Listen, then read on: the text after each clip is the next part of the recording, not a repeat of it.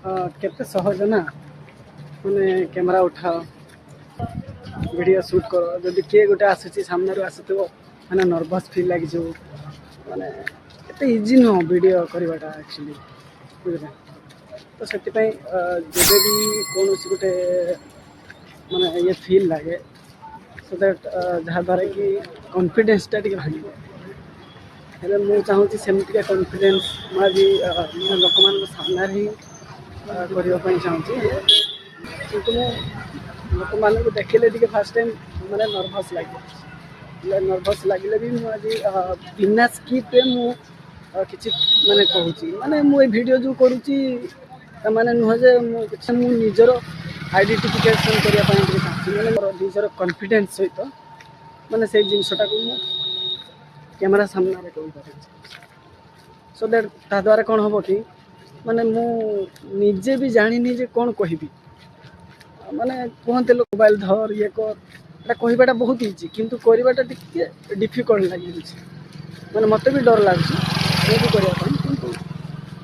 ମୁଁ first time କରୁଛି ନା ସେଥିପାଇଁ ଟିକେ କିଛି ପ୍ରୋବ୍ଲେମ୍ ହେଉଛି କିଛି ମାନେ କ'ଣ ସବୁ କୁହାହବ କ'ଣ କହିବି ସେଇଟା ମୁଁ ଜାଣିପାରୁନି ସେଥିପାଇଁ ବିନା ସ୍କିପ୍ରେ ମୁଁ ଆଜି ମାନେ ପ୍ରଥମ ଥର ଫାର୍ଷ୍ଟ ଟାଇମ୍ କରିକି ବାହାରେ ଆସିକି ଟିକେ କଥା କହୁଛି ଯାହାଦ୍ୱାରା କି ଯେଉଁ କନଫିଡେନ୍ସଟା ଟିକେ ଟିକେ କରି ଧୀରେ ଧୀରେ ମାନେ ସେଇଟା କମିବ ନୁହଁ କି ପୁରା ସଡ଼ନଲି ବାହାରିବ ତ ତୁମେମାନେ ବି ମୁଁ କହିବି ଗୋଟେ କଥା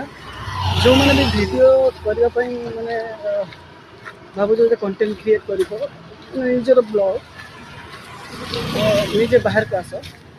କିଛି କୁହ ଯାହାଦ୍ୱାରା କି ତୁମର ମିଷ୍ଟେକ୍ ବି ହେଉ କିଛି ପ୍ରୋବ୍ଲେମ୍ ହେଉ ମିଷ୍ଟେକ୍ ହେଲେ ହିଁ ତ ଠିକ୍ ହେବ ନା ସେଥିପାଇଁ ଯେଉଁମାନେ ବି କଣ୍ଟେଣ୍ଟ କ୍ରିଏଟ୍ କରିବା ପାଇଁ ଚାହୁଁଛ ଟିକେ ବାହାରକୁ ଆସ ଆଉ ନିଜେ ବି କରିବା ପାଇଁ ଚେଷ୍ଟା କର ଯାହାଦ୍ୱାରା କି ଲୋକ ଦେଖିବେ ଭାବିବେ ଲୋକମାନେ ଦେଖିବେ ଲୋକ ଦେଖିଲେ କିଛି ନାହିଁ ହେଲା କି